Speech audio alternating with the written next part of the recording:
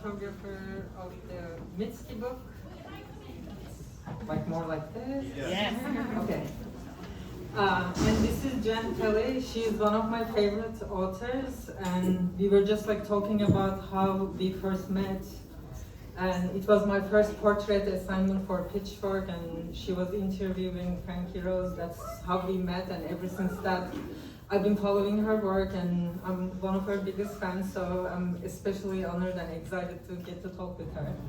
Thanks, Ebru. Yeah, I was thinking about how that was way back in 2013, and it's been like such a joy to follow your photography over the past 13 years since then. And actually, it's really synchronous to when I first learned about Mitski's music, which was in 2014. So yeah, what a joy.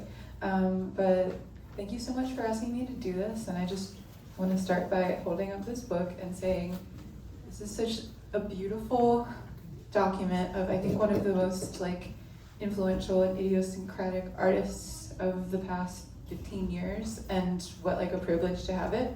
I can't think of another project like quite like it in independent music over the past decade. So yeah, I recommend everyone check it out. So beautiful. Well, you've been collaborating with Mitski for about a decade now. Do you remember your introduction to her music, and can you talk a little bit about when you guys were first introduced personally? It is actually through a person who became later one of my closest friends, Janet Wall, and she was working at ATO Records, and I actually shot an album cover for one of her artists at ATO Records, and I think like she liked how I worked, so she said, hey, I have this other artist that I'm managing, would you want to do photos? And it was Mitski, and that was for her album Puberty 2. And so that's how I started like researching her and like looking into her music, which is something I do before every shoot. So that's like how we got introduced, and I remember her saying that you're gonna love her. And you know, when we met up for the first time, I'm from Ankara, Turkey, and you know, Mitski lived in Ankara, which was like crazy coincidence. And so like we hit it off the first time we met, and that day was like one of the magical days. We shot like all day long. Like we went to several different locations, and like from the first moment I met her, like I knew that, you know, she never does anything half-assed. Like she puts herself into it. So that's why, even though that shoot was so many years ago, I still like the photos from that shoot. Something that is always like, I feel like sticks out about your photography is your portraits are typically in black and white, as are all the portraits in this book. And I feel like there's such a specific feeling and energy to your photography. It's emotional and intimate, but it also has this kind of like mystery and stoicism to it that is very specific. And in the personal projects that you do, you often shoot artists who come from like the heavy music community, who make like darker music, but I feel like Mitski channels that same sort of intensity in her own way. And I was wondering if you could talk a little bit about, aside from what you just said, like what made Mitski like a perfect subject for you from the beginning?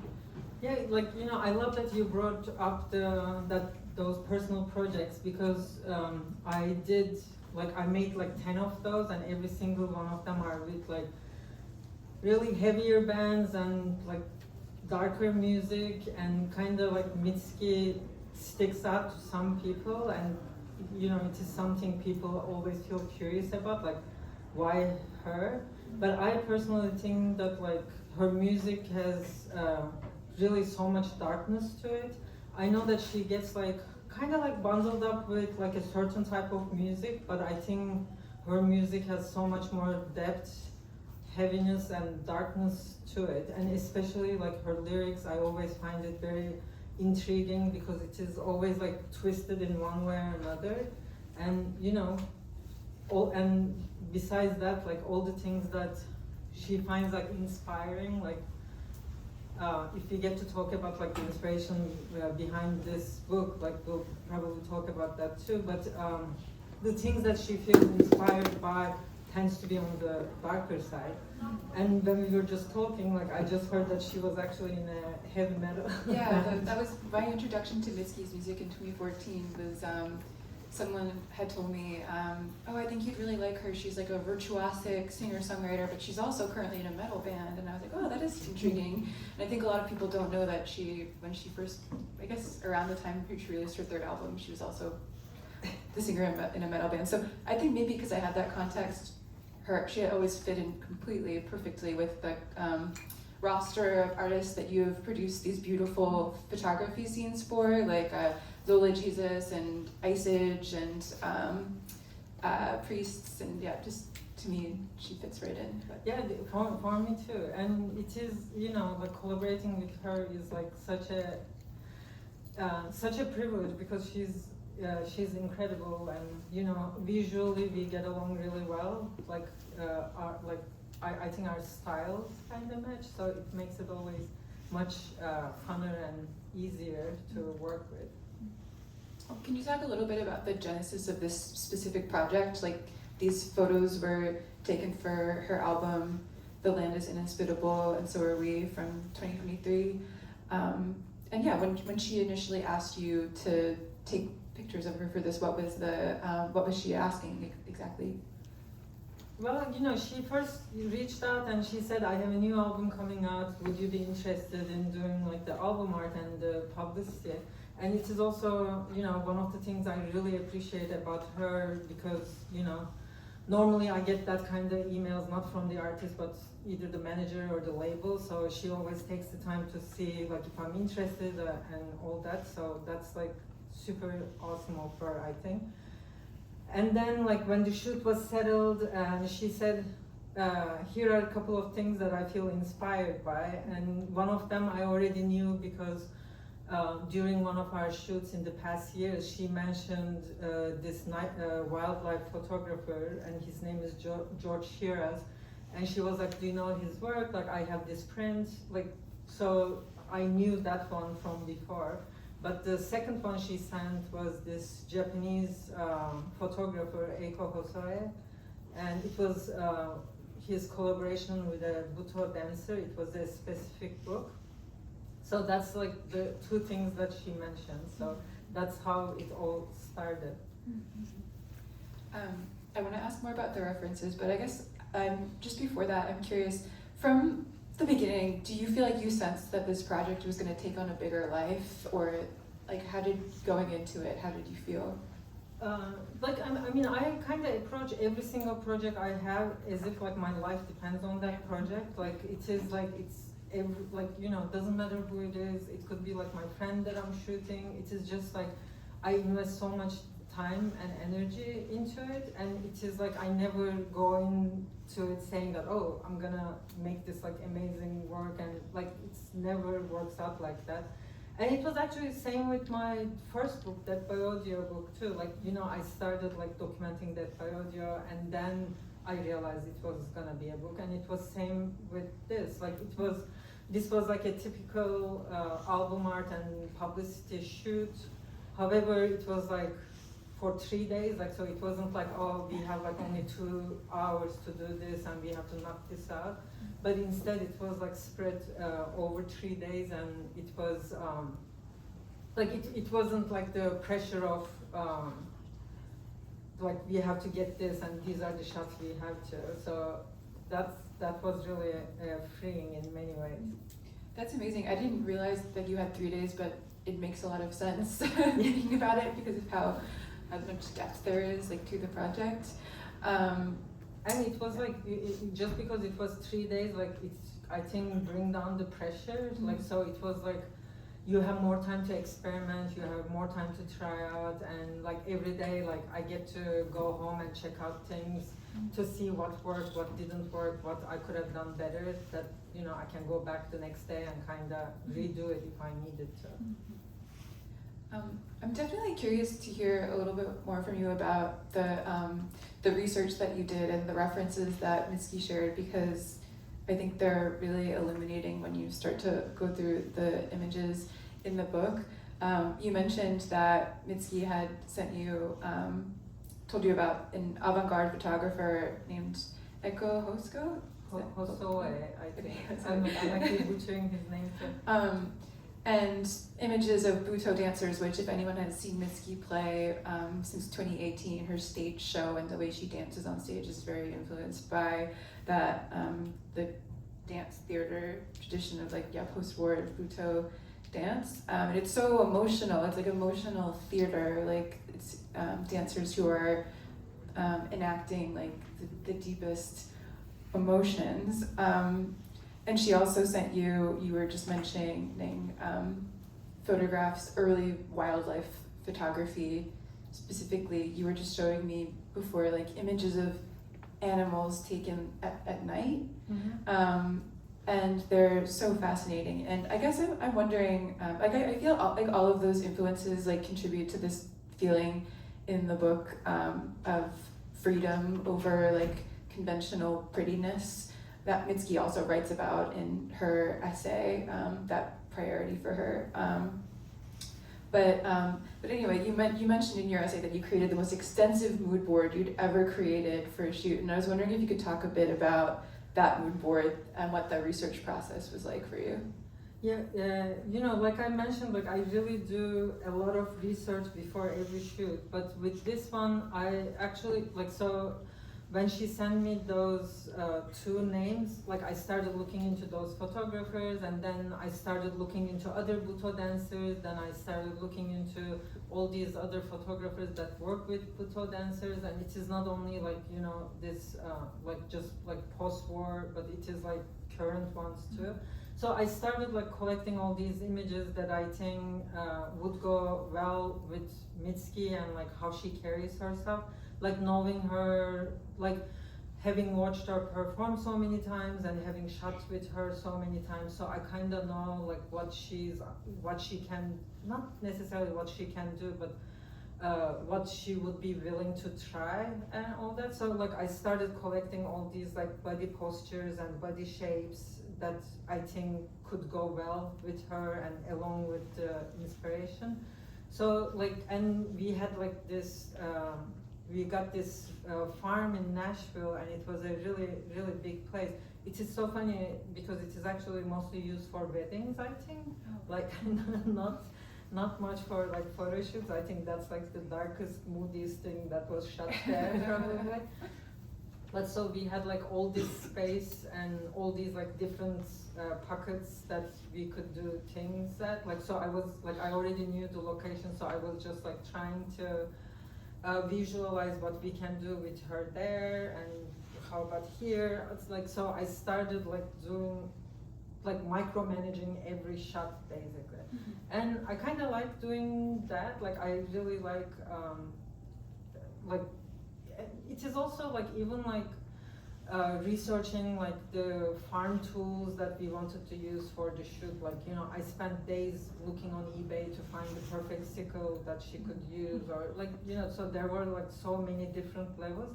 The only things that I haven't looked for is like the makeup artist or stylist or anything that's like on the glamour side.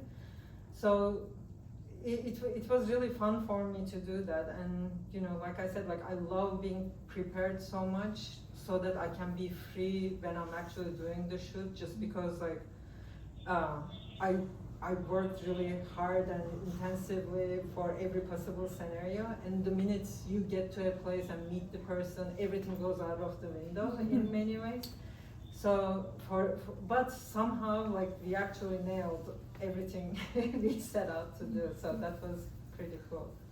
It's so incredible that you also have just been able to develop this relationship with her, because I feel like on your end, understanding who she is and how she carries herself, and having seen her perform so many times, you have such an innate understanding of who she is, but she clearly also trusts you so much that it has allowed her to be like as free as she is in these images. And I think that's really beautiful and rare, you know.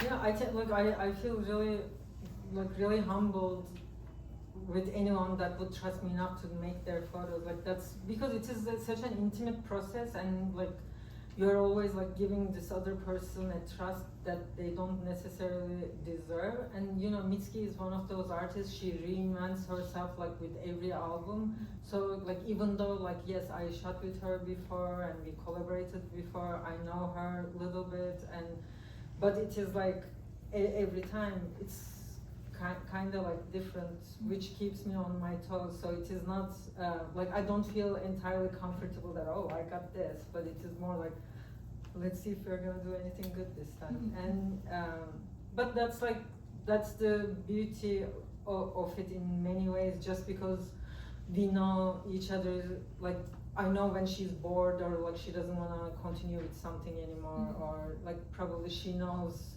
when I think that something is not working, but I'm still trying to make it work. Like, you know, so it is kind of, I think that kind of relationship is really cool. And I think one of the things is like we both have a very, not strict, but we have a work ethic, and we both feel what we are doing.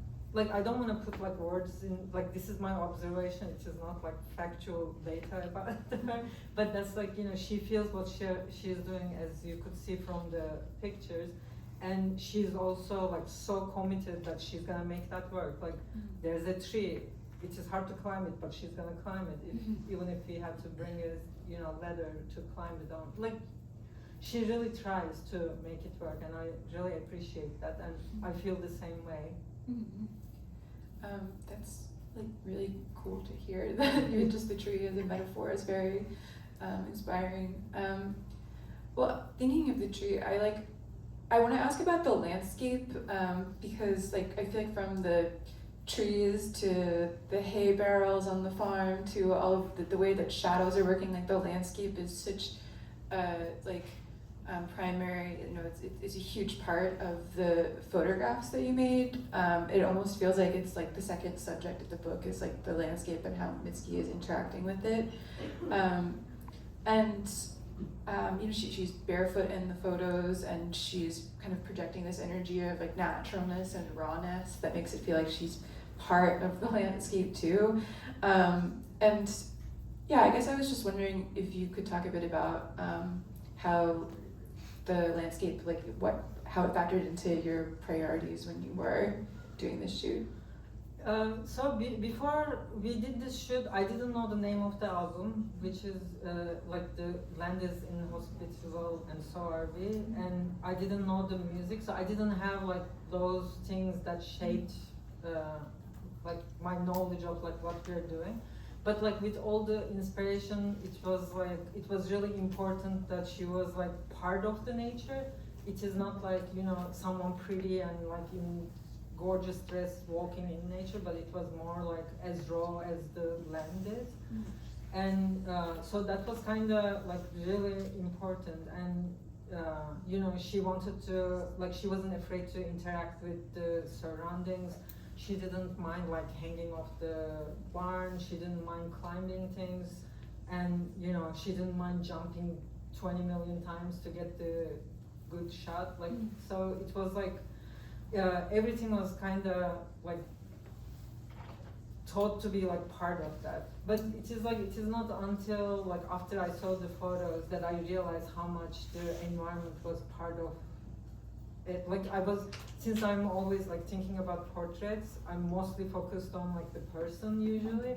This is one of the first projects where I realized like I'm actually thinking about like the environment as well, and framing a person within it that makes sense, that makes sense in a way that's still about the person, but as part of the bigger picture, I guess.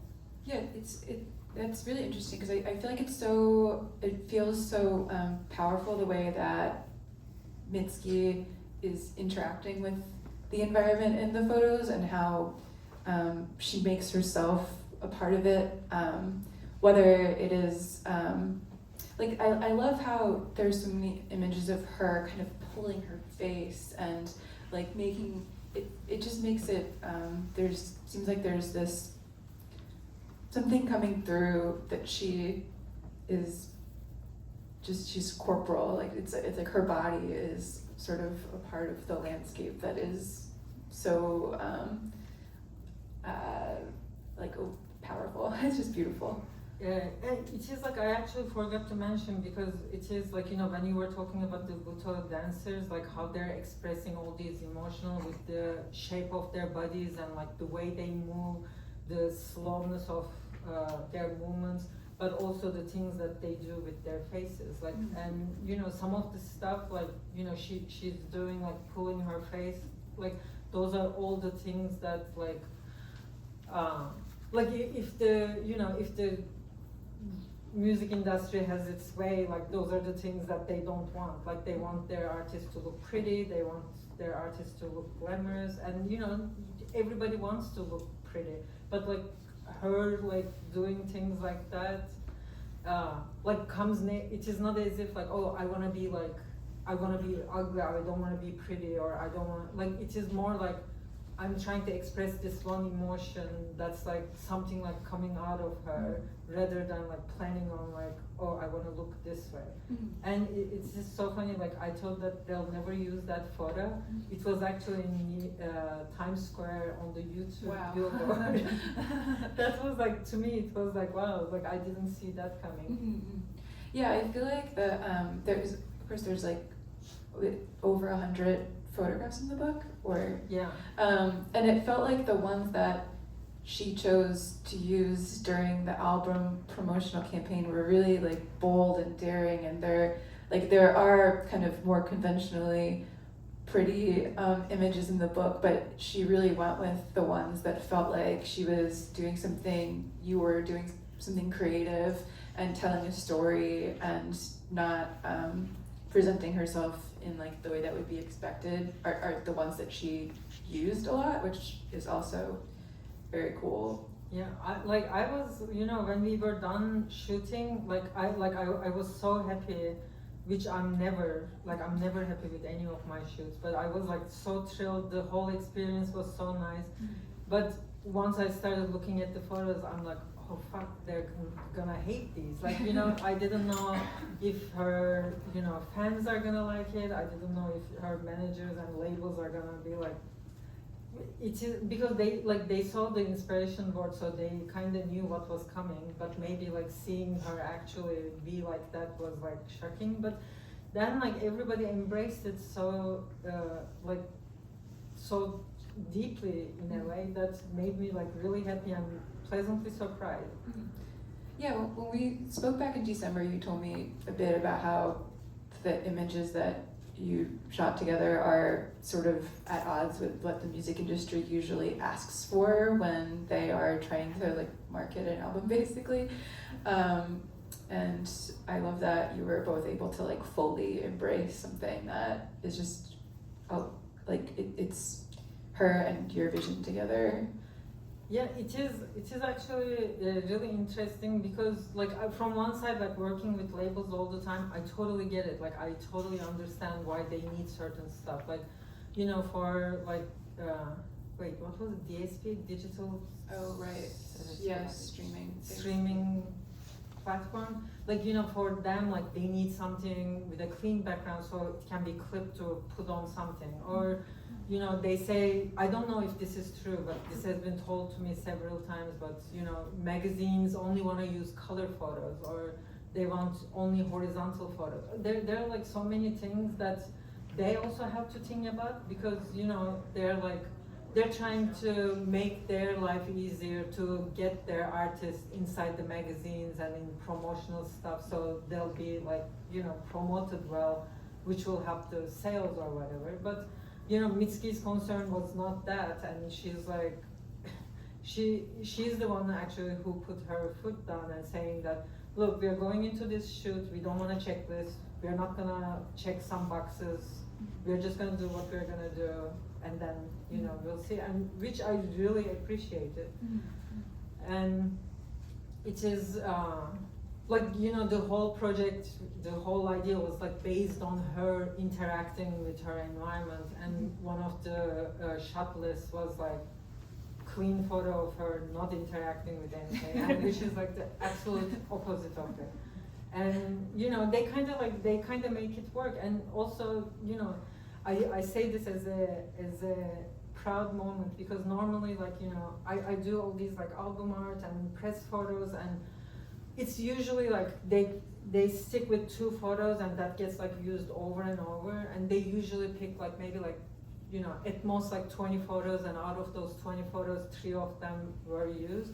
And the last, like, I counted, they used 80 different photos for this campaign. Wow. And to me, like, that was like, I was just so happy, like, just because in the back of my head I always kept thinking, they're gonna hate this, they're never gonna use these, they're just gonna do another shoot. Like, I kept like thinking about that like all the time. So just them embracing it, and not only that, but using it so much, and using like really difficult images in really dominant locations. Like there's like a 8-page foldout in the middle of the book that was like a billboard, for example, and it is like her with a sickle. Like, I have never imagined that being on a billboard, for example. That is, yeah, that's so cool. It's also really, it's just amazing to hear you talk about this process together, and how like kind of staunchly Mitski has held on to her creative integrity and insisted on it throughout the entirety of her time being in the public eye, even to the extent that she has this like photographs on billboards that you would never imagine being on billboards. And even to hear you talk about the way she really like sort of was firm about needing to maintain like absolute creative control over her image is really interesting, and a kind of an incredible precedent to set for other artists too. I think it is really, really inspiring. And it is, I think even like, you know, even from the beginning, I think she is like super, like very smart. Like, it is not as if like, hey, I want to do this just to piss the people in the industry off, but it is like, she has a vision that she wants her fans to experience this music in a certain way. And like, she doesn't want it to be like taught through in a way that's only like commercial. But she wants it to be like a storytelling rather than like pretty images of herself that's like helping sell a record. And also like everything she does is like that's, you know, one of the reasons why I love working with her. One of the things, for example, this book could have been published with a more mainstream publisher and have like a big distribution, but she was totally for going with a smaller publisher that does not have like traditional distribution. But she knew that like the book that we'll make would have like integrity and not like only like commercial concerns, but it is like, this is like how we want to make this work. And if we can't make it with this bigger publisher, sure, let's go with the smaller one. So she's like, that to me is like really something that I really respect her for.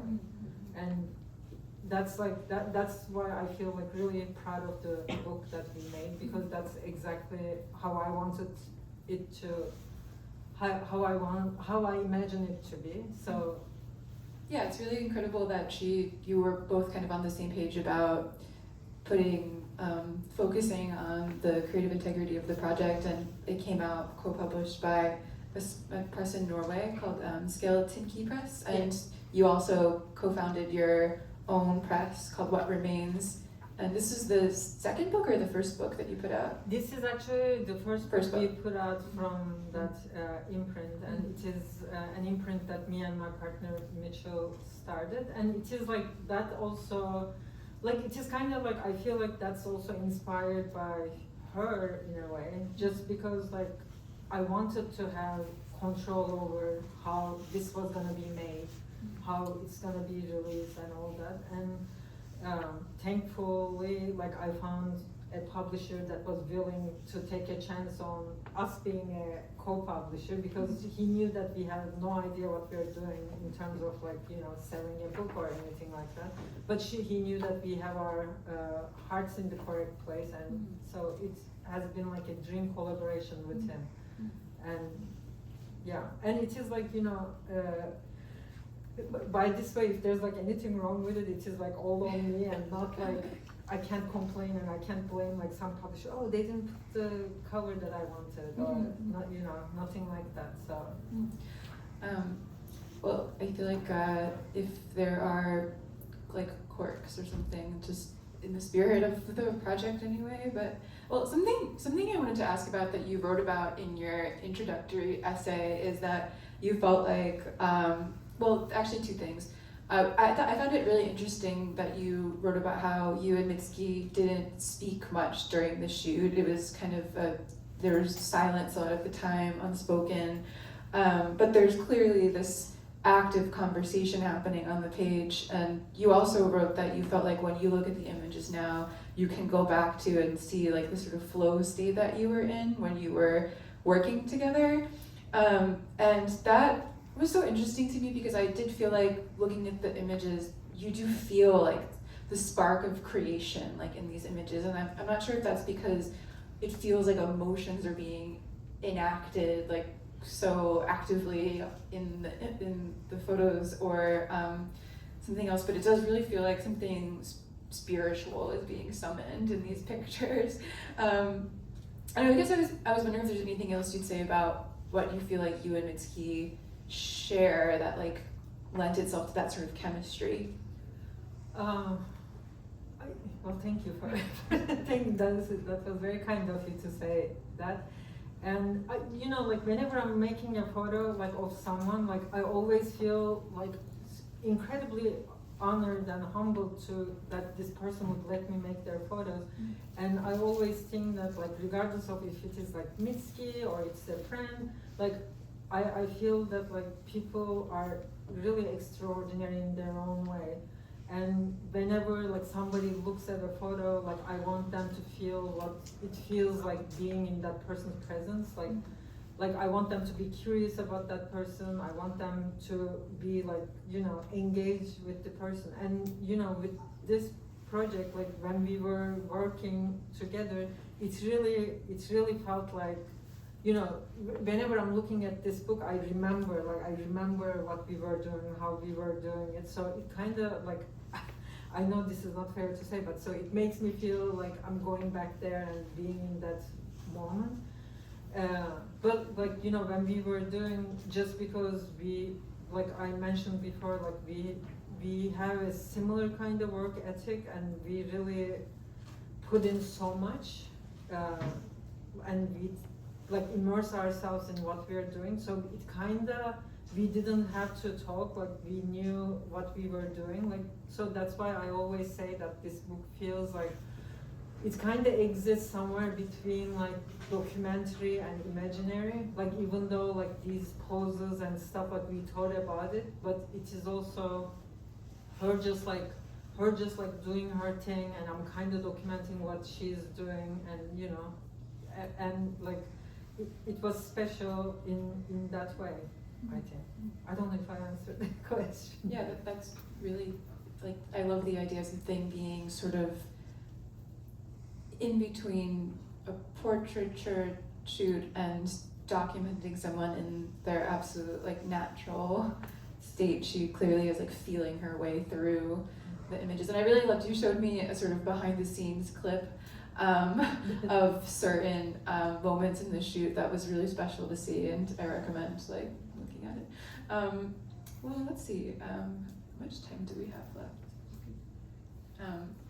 You wrote also in the essay that this was an incredibly empowering experience working on and putting the book out. Is there anything else you would say about what made this particular experience so empowering? Well, it is like it is like empowering and inspiring, and like it just like working with her, like the way she handles herself in terms of like what she needs to do and what is needed from her, like that balance, and how important it is not to give in to other demands. Like, you know, those were like really inspiring in many ways. And but the part that just got me most is like, you know, as women, like we're always expected to look in a certain way, and you know, you can't be too thin, you can't be too fat, you can't age, you can't do this. Like, you know, there are all these things that are like expected of women, and you need to look your best at all times. And like seeing her like being so free and with like absolutely no concern about like how she looks or how she's carrying herself, or if she's looking pretty, or is it weird, or it is like too much, like that was like, it just made me feel so free. And like it just makes me feel like, you know, none of those matter in a way. And I know that, like, you know, it depends on like project to project, like, you know, like this album, this music that she was making, she imagined the world like that, and maybe like for the next one it is something else, but like for this it was like, it was just perfectly fitting to how I feel about like most things, about like how to portray women, and you know, and also like in terms of like project wise too, like how important it is to be invested in what you're doing, how important of like other person being invested in what they're doing, like, and like the mutual respect, like respecting each other's craft, I guess, like, you know, all those things, like it just made me realize the important things that I should be paying attention to in all my projects. And yeah, I guess that's. I really appreciate you articulate all of that so like beautifully and clearly, because I do feel like looking at the images, there's clearly, she has a vision of like the sort of she's creating like her own sort of like aesthetic paradigm or something, and she's not like presenting herself like based on the whims of like any other cultural concerns, and it's really inspiring. And yeah, I think you captured something that has shares so much with the music. It's beautiful.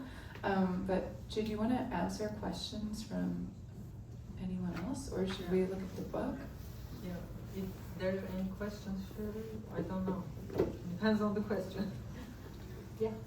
I was going to ask, where was the location of the shoot, and did you find it hard or difficult to shoot in that area? Well, it was actually in Nashville, Tennessee, and it was a like it was a farm, but it is not it is not any longer used. And I actually love shooting in Nashville because the light is really magical. I think like the way, the angle of the light or something, it was like I've never experienced light like that in a way. So it was the perfect location. Thanks to Peer Space.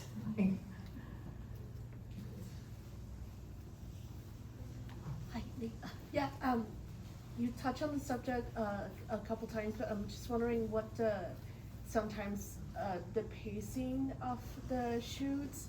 I know that you mentioned that you would let her kind of just be free and be on her own. So I'm wondering what, like, it's like the longest time that, you know, the shoot kind of went without communication, and then you could just kind of let things happen. I'm wondering, I know this is like, there is like the scheduling like business component in it, but also like there's the part that you, I think, probably allow her just, you know, I'm just wondering like what some of the moments where it just,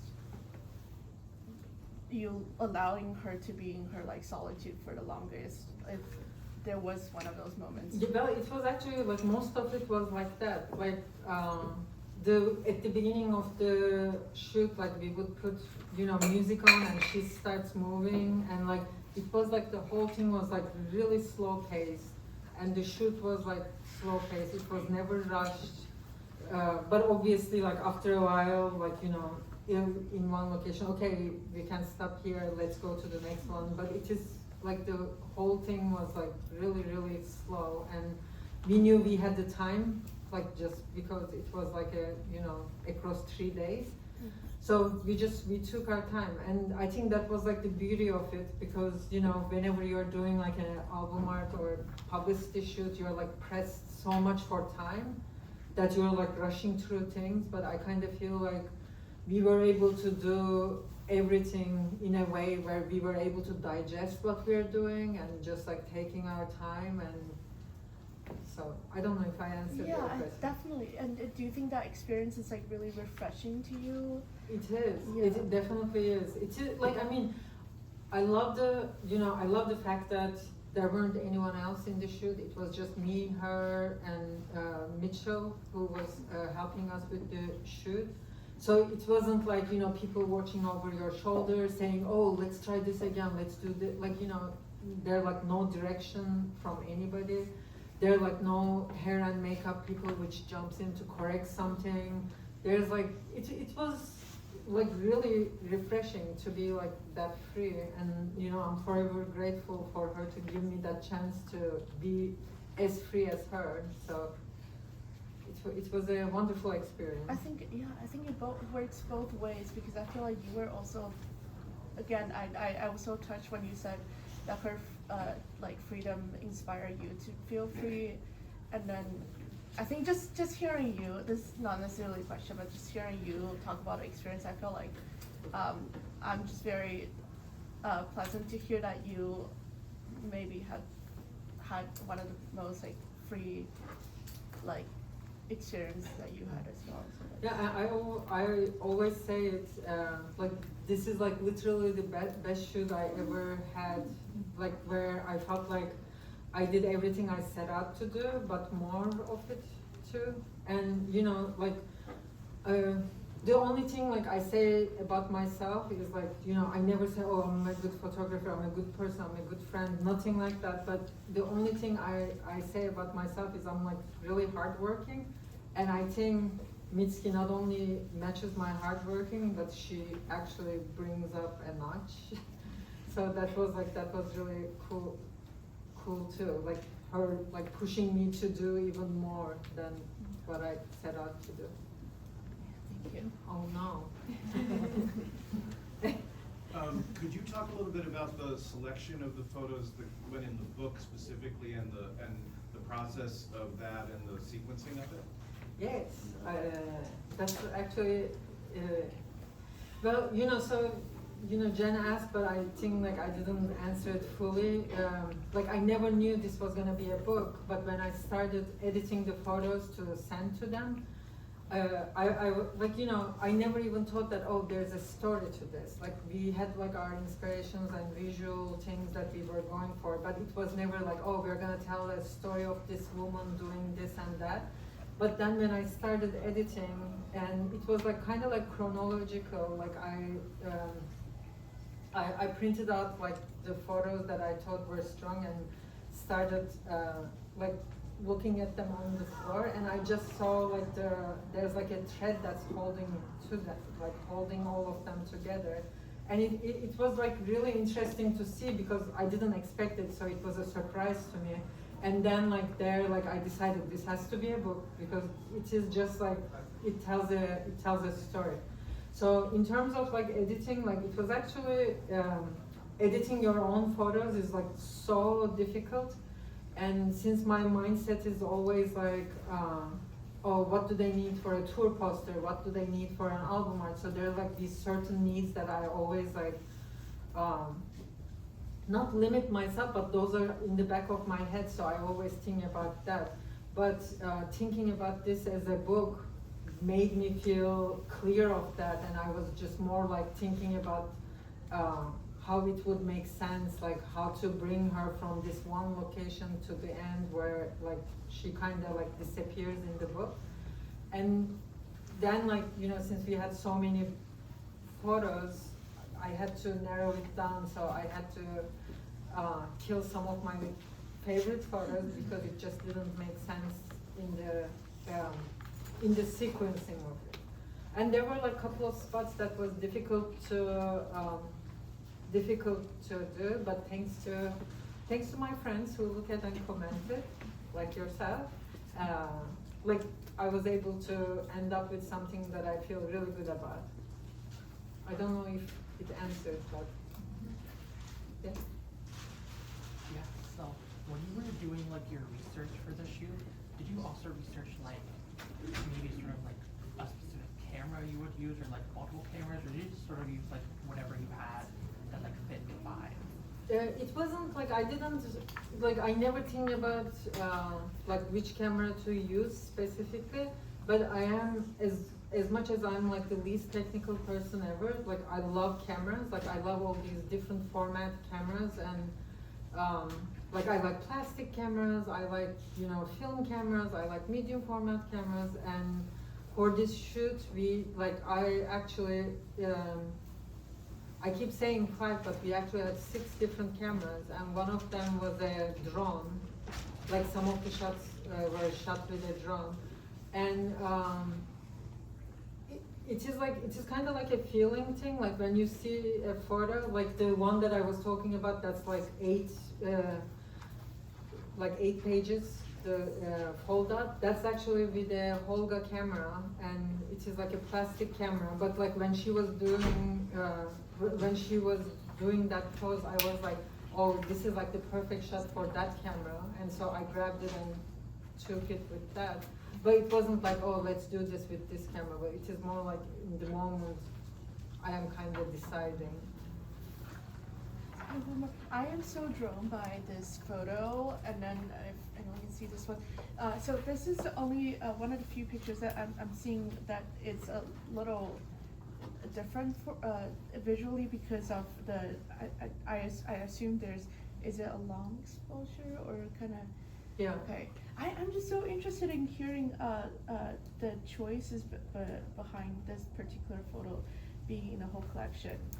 Why it seems like this is one of the few that has this long exposure, and then that creates multiple figures. So we were just talking about that. Yeah, one. yeah. It is actually, she was curious about that one too when we were back inside. So that one was like. But like in the whole, like the sense of holistically, I guess. Yeah. So the night photos there were like all inspired by this wildlife photographer, and there was this one. So like the way that person takes his photos, it is like in the middle of the night, like he all of a sudden pops a flash, and like whatever animal he's photographing, they're like always like scared or jumping away. And there was this one specific photograph that she was inspired by, like when she mentioned, and it was like these 3 deer jumping in different directions in terror. So that was like, that photo was inspired by that. And so it's a long exposure with like 3 flashes, but it kind of like fits in that theme because it is like,